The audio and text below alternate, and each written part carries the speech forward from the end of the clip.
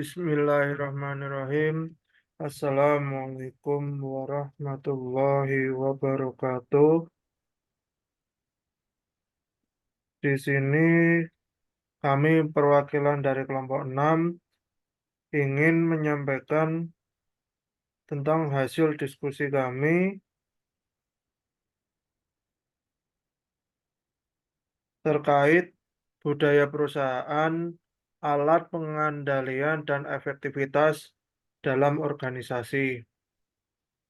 Next.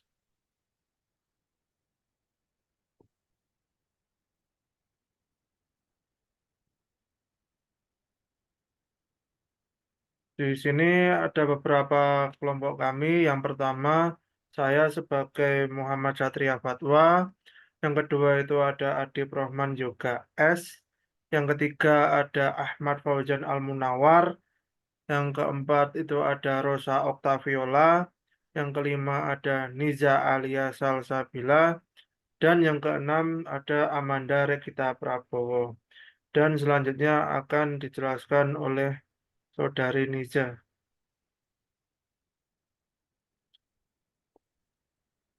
Oke, untuk poin pertama, jelaskan tujuan artikel tersebut.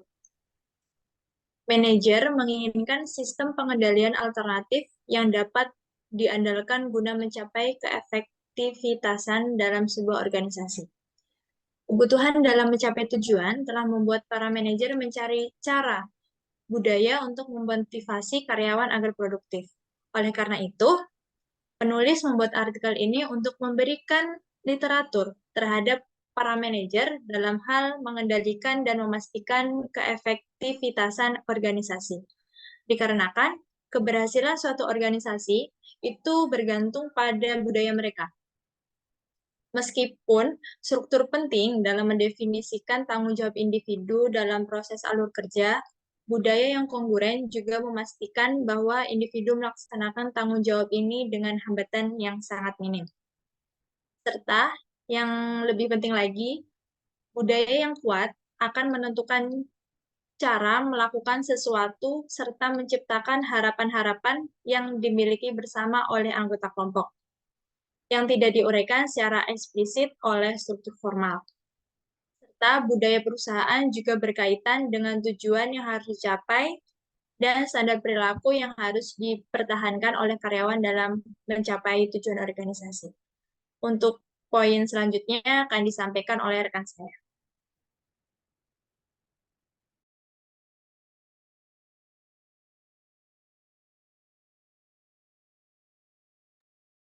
Yang selanjutnya yaitu adalah fungsi budaya.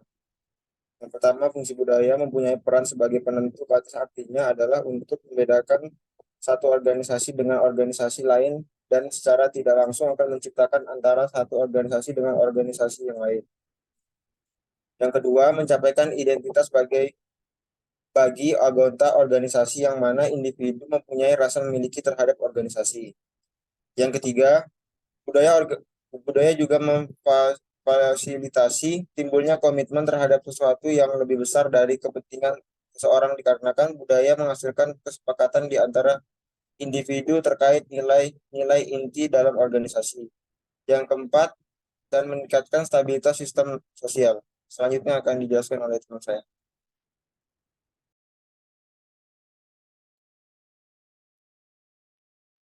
Poin selanjutnya, hasil dan kesimpulan.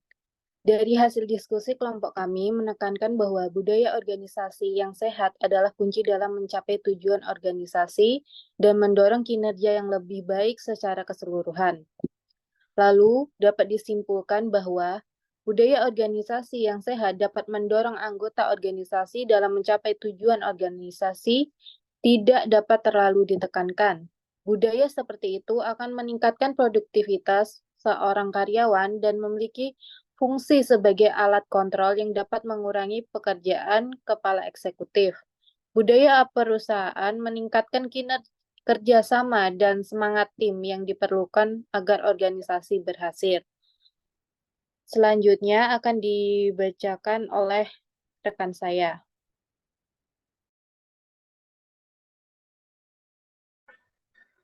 Oke, selanjutnya Jadi budaya perusahaan sebagai alat pengendalian dan efektivitas dalam organisasi secara keseluruhan, implikasinya adalah manajer dapat menciptakan budaya yang akan membantu mereka dalam mengontrol dan juga memotivasi karyawan dalam mencapai tujuan organisasi.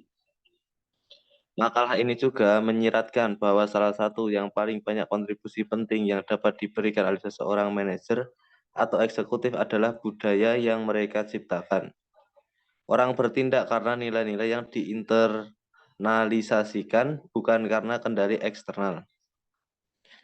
Hal ini membebaskan para manajer dari beberapa tuntutan pengawasan dan pengendalian administratif yang terus-menerus terhadap organisasi mereka. Kebebasan ini memungkinkan manajer untuk berkonsentrasi pada tugas kepemimpinan yang paling penting, merencanakan apa yang terjadi.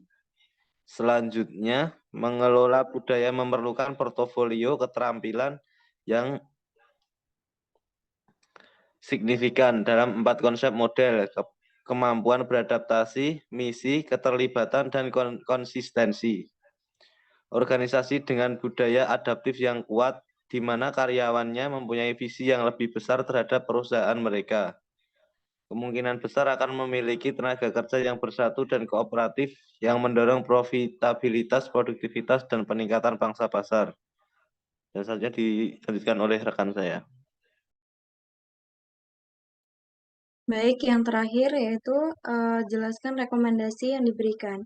Dari artikel tersebut, rekomendasi yang diberikan untuk manajemen organisasi adalah dapat membangun budaya perusahaan yang adaptif, mendorong keterlibatan karyawan, komunikasi misi, visi, dan nilai-nilai, memberikan pendidikan dan pelatihan pada karyawan agar meningkatkan kemampuan mereka untuk beradaptasi terhadap perusahaan demi mencapai tujuan yang diinginkan, melibatkan mereka dalam mengambil keputusan dan memiliki sistem yang efektif dalam pengumpulan dan penggunaan informasi dengan mengimplementasikan rekomendasi ini. Manajemen dapat meningkatkan efektivitas organisasi dan mencapai tujuan mereka dengan lebih baik. Baik, sekian saya berikan kepada moderator. Oke, terima kasih kepada rekan-rekan yang telah memaparkan dari hasil diskusinya. Kami selaku moderator dan mewakili dari kelompok 6 mengucapkan banyak terima kasih.